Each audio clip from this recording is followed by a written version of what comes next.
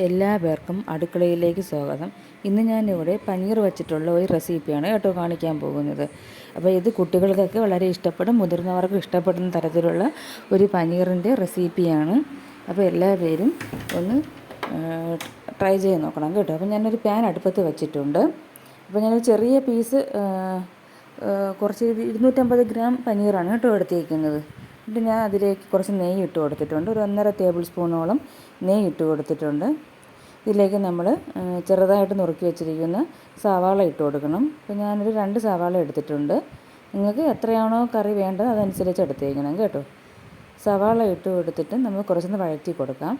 അതിന് ശേഷം ഒരു ചെറിയ കഷ്ണം ഇഞ്ചിയും ഒരു 5 വെളുത്തുള്ളിയും കൂടി പിന്നെ നമ്മൾ ചെറുതായിട്ട് അരിഞ്ഞെടുത്തത് ഇതിലോട്ട് ചേർക്കുക. അരച്ചെടുക്കേണ്ട, ചെറിയ കഷ്ണങ്ങളായിട്ട് അരിഞ്ഞെടുത്താൽ മതി. പിന്നെ ഒരു പച്ചമുളകും കൂടി ഇതിലോട്ട് ചേർത്തിട്ടുണ്ട്. ഇതെല്ലാം കൂടി ചേർത്ത് നല്ലതുപോലെ മിക്സ് ചെയ്യുക. എന്നിട്ട് കുറച്ച് ഉപ്പും കൂടി, നമ്മൾ ഉപ്പ് ആദ്യം കുറച്ച് ഇട്ട് കൊടുക്കണം, പിന്നീട് വേണമെങ്കിൽ നോക്കിയതിന് ശേഷം ഇട്ടാൽ മതി. എന്നിട്ട് നല്ലപോലെ ഒന്ന് വഴറ്റി കൊടുക്കണം. ഇപ്പോൾ ചെറിയ രീതിയിൽ കളറൊക്കെ ഒന്ന് മാറിയിട്ടുണ്ട്. ഒരുപാട് കളർ മാറേണ്ട ആവശ്യമില്ല കേട്ടോ. ഇതിലേക്ക് നമുക്ക് മസാലകളൊക്കെ ഒന്ന് ചേർത്ത് കൊടുക്കാം. 1 ടേബിൾ സ്പൂണോളം മുളക് പൊടി, 1/2 ടേബിൾ സ്പൂൺ കാശ്മീരി മുളക് പൊടി, 1/2 ടേബിൾ സ്പൂൺ മല്ലിപ്പൊടി, 1/4 ടീസ്പൂൺ മഞ്ഞൾപ്പൊടി, 1 ടീസ്പൂൺ ഗരം മസാല, ഇത്രയും ഞാൻ ഇതിലേക്ക് ഇട്ടിട്ടുണ്ട്. അപ്പോൾ കാശ്മീരി മുളക് നിങ്ങൾക്ക് ഇല്ലെങ്കിൽ 1 ടേബിൾ സ്പൂൺ സാദാ മുളക് പൊടി എടുത്താൽ മതി കേട്ടോ. ഇതെല്ലാം കൂടി ഇട്ടതിന് ശേഷം ഇതിൻ്റെ പച്ചച്ചുവ മാറുന്നത് വരെ നമ്മളൊന്ന് ഇളക്കി കൊടുക്കണം. അതിൻ്റെ പച്ചച്ചുവ മാറണം, ഇല്ലെങ്കിൽ കറിയിലെ ടേസ്റ്റ് എടുത്ത് നിൽക്കും കേട്ടോ. മുളകിൻ്റെയൊക്കെ ടേസ്റ്റ് എടുത്ത് നിൽക്കും. ഇനി ഇതിലേക്ക് നമുക്ക് കുറച്ച് ചൂടുവെള്ളം ഒഴിച്ച് കൊടുത്ത് ഈ മസാലകളൊക്കെ അതിലേക്ക് മിക്സ് ആകുന്നതിന് വേണ്ടിയിട്ടാണ് കേട്ടോ ചൂടുവെള്ളം ഒഴിച്ച് കൊടുക്കുന്നത്. അല്ലെങ്കിൽ എല്ലായിടത്തും മസാലകൾ പിടിക്കത്തില്ല. ഒന്നും കൂടി നല്ലതുപോലെ ഒന്ന് ഇളക്കി കൊടുക്കുക. എന്നിട്ട് നമ്മൾ ഒരു ടൊമാറ്റോ അരിഞ്ഞത് ഞാൻ ചേർക്കുന്നുണ്ട്. ഒരു വലിയ ടൊമാറ്റോ ആണ് കേട്ടോ. നിങ്ങൾ സവാള എടുക്കുന്നതനുസരിച്ച് ടൊമാറ്റോയുടെ എണ്ണവും കൂട്ടിക്കോണം.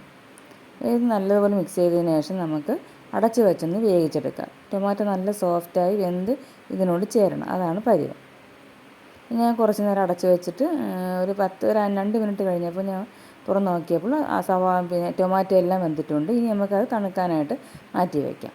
അതേ പാനിൽ തന്നെ കുറച്ച് നെയ്യ് ഒഴിച്ചതിന് ശേഷം നമ്മൾ എടുത്ത് വെച്ചിരിക്കുന്ന ഈ പനീറില്ലേ, അത് ഇതിലേക്ക് ഇട്ടൊന്ന് ഷാലോ ഫ്രൈ ചെയ്തെടുക്കുക. ഒരുപാട് ഫ്രൈ ചെയ്യേണ്ട, ഷാലോ ഫ്രൈ, ചെറിയ രീതിയിൽ തിരിച്ച് മറിച്ച് വിട്ടെടുത്ത് എടുത്താൽ മതി കേട്ടോ. അത് പനീർ ഒന്നും കൂടി സോഫ്റ്റ് ആകാൻ വേണ്ടിയിട്ടാണ്, ടേസ്റ്റും കൂടും. അതിന് വേണ്ടിയിട്ടാണ് നമ്മൾ ഇങ്ങനെ ചെയ്യുന്നത്. അപ്പോൾ ഇനി ഇത് നമ്മൾ ചെറുതായിട്ട് ഒന്ന് 2 മിനിറ്റ് കഴിഞ്ഞതിന് ശേഷം ഒന്ന് മറിച്ചിട്ട് കൊടുക്കണം കേട്ടോ. എങ്കിൽ 2 സൈഡ് ഒരുപോലെ വേഗത്തുള്ളൂ, സോഫ്റ്റായി വരത്തുള്ളൂ. ഇപ്പോൾ ഞാൻ 2 സൈഡ് മറിച്ചിട്ട് കൊടുത്തിട്ടുണ്ട് കണ്ടോ. ഇതുപോലെ ആക്കി എടുക്കണം. ഇനി എന്നിട്ട് ഞാനൊരു മിക്സി ജാറിലേക്ക് നമ്മൾ മാറ്റി വെച്ച കൂട്ടില്ല, അത് ഇതിലോട്ടിട്ട് നല്ല മഷി പോലെ അരച്ചെടുക്കണം കേട്ടോ. എന്നിട്ട് അതേ പാനിൽ തന്നെ കുറച്ച് നെയ്യ് ഒഴിച്ചതിന് ശേഷം ഈ കൂട്ട് അതിലേക്ക് ഇടുക.